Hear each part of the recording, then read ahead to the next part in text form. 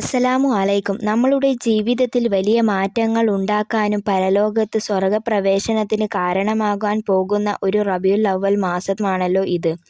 ഒന്ന് ചിന്തിച്ചു നോക്കൂ. ഇതൊരുപക്ഷേ നമ്മളുടെ ജീവിതത്തിലെ അവസാന റബീഉൽ അവ്വൽ മാസമാണെങ്കിലോ. അതുകൊണ്ട് ഈ പുണ്യമാസത്തിൽ നമ്മൾ ഒട്ടും അനാസ്ഥ കാണിക്കരുത്. റബീഉൽ അവ്വൽ 1 മുതൽ നമ്മൾ ഓരോരുത്തരും കൃത്യമായി പാലിക്കേണ്ട 7 കാര്യങ്ങൾ എന്തൊക്കെയാണെന്ന് ഇന്നത്തെ വീഡിയോയിലൂടെ നമുക്ക് നോക്കാം. വീഡിയോ മുഴുവനായി കാണാൻ ശ്രമിക്കുക. മുത്തുനബി സല്ലല്ലാഹു അലൈഹി വസല്ലമ തങ്ങളോട് സ്നേഹവും ബഹുമാനവും പ്രകടിപ്പിക്കാൻ മഹാന്മാർ കാണിച്ചു തന്ന 7 പ്രധാന വഴികളാണിവ. ഇൻഷാ അല്ലാഹ് ആ 7 വഴികൾ ഏതൊക്കെയാണെന്ന് നമുക്ക് പഠിക്കാം. ഒന്നാമതായി, മാസപ്പിറവിയിലെ സന്തോഷം. റബീഉൽ അവ്വൽ മാസപ്പിറവി കാണുമ്പോൾ മനസ്സിൽ സന്തോഷവും സൂക്ഷിക്കുകയും ആ സമയത്ത് ചൊല്ലേണ്ട ദിക്റുകൾ ചൊല്ലി റബീഉൽ അവ്വലിനെ സ്വീകരിക്കുകയും ചെയ്യുക. ഏറ്റവും പുണ്യമുള്ള കാര്യമാണിത്. രണ്ടാമതായി, നമ്മളുടെ വീടുകൾക്ക് മുമ്പിൽ റബീഉൽ അവ്വലിനെ സ്വാഗതം ചെയ്തുകൊണ്ടുള്ള ചെറിയ ബാനറുകൾ സ്ഥാപിക്കുക. റസൂലിനോടുള്ള സ്നേഹത്തിന്റെ അടയാളമാണിത്. മൂന്നാമതായി നമ്മൾ ചെയ്യേണ്ടത് വീടുകൾ അലങ്കരിക്കുക. പ്രവാചകരുടെ ജന്മം കൊണ്ട് അനുഗ്രഹീതമായ ഈ മാസത്തിൽ വീടുകൾ അലങ്കരിക്കുകയും ലൈറ്റുകൾ കൊണ്ട് പ്രകാശപൂരിതമാക്കുകയും ചെയ്യുക. മുത്തുനബി സ്വല്ലല്ലാഹു അലൈഹി വസല്ലമ തങ്ങളെക്കുറിച്ച് ചിന്തിച്ച് നിങ്ങൾ മുഹബ്ബത്ത് വെച്ച് എന്ത് കാര്യം ചെയ്താലും അതിലൂടെ നമ്മളുടെ ജീവിതത്തിൽ ഐശ്വര്യവും ബറക്കത്തും നാളെ ആഖിറത്തിൽ വിജയവും ഉണ്ടാകും. നാലാമതായി നിങ്ങൾ ചെയ്യേണ്ടത് ദിവസവും മൗലൂദ് ചൊല്ലുക. റബീഉൽ അവ്വൽ 1 മുതൽ 30 വരെയുള്ള ദിവസവും വീട്ടിൽ മക്കളും കുടുംബത്തെയും ഒരുമിച്ച് കൂട്ടി 10 മിനിറ്റെങ്കിലും മൗലൂദും സ്വലാത്തും ചൊല്ലുക.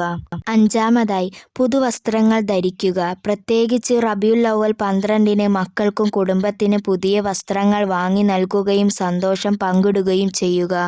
നമ്മളൊരു കല്യാണത്തിനാണെങ്കിലും മറ്റ് ഏത് ആവശ്യത്തിനാണെങ്കിലും പുതുവസ്ത്രമെടുക്കാറില്ലേ?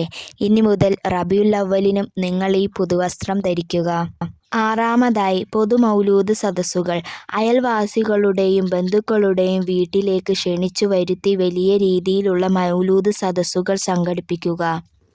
ഏഴാമതായി, കുട്ടികളിൽ പ്രവാചക സ്നേഹം വളർത്തുക.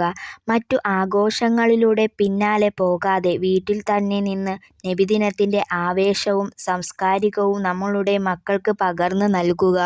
ഈ 7 കാര്യങ്ങൾ നമ്മൾ ജീവിതത്തിൽ പകർത്തിയാൽ നമ്മളുടെ വീടുകളിൽ നിന്ന് ആപത്തുകളും മുസീബത്തുകളും അല്ലാഹു എടുത്തു കളയും. അപകടങ്ങളിൽ നിന്നും അല്ലാഹു നമ്മളെ എല്ലാവരെയും കാത്തുരക്ഷിക്കും. മരണസമയത്ത് ഈമാൻ ലഭിക്കുമെന്ന് മഹാന്മാർ ഓർമ്മപ്പെടുത്തിയിട്ടുണ്ട്. മുത്തുനബി സ്വല്ലല്ലാഹു അലൈഹി വസല്ലമ തങ്ങളെ ഇഷ്ടം വെച്ച് ധാരാളം സ്വലാത്തുകൾ നിങ്ങൾ ചൊല്ലുക. മുത്തുനബി സ്വല്ലല്ലാഹു അലൈഹി വസല്ലമ തങ്ങളെ ഇഷ്ടം വെച്ച് നിങ്ങൾ ഏത് സ്വലാത്ത് ചൊല്ലിയാലും അതിന് വളരെ പ്രതിഫലമാണ് ലഭിക്കുന്നത്. അതിലൂടെ നിങ്ങളുടെ ജീവിതത്തിലുണ്ടാകുന്നത് വലിയ മാറ്റങ്ങളായിരിക്കും. സ്വലാത്തുകൾ അധികരിപ്പിക്കുകയും ഖുർആൻ പാരായണം ചെയ്യുകയും ദാനധർമ്മങ്ങൾ അധികരിപ്പിക്കുകയും ചെയ്യുക.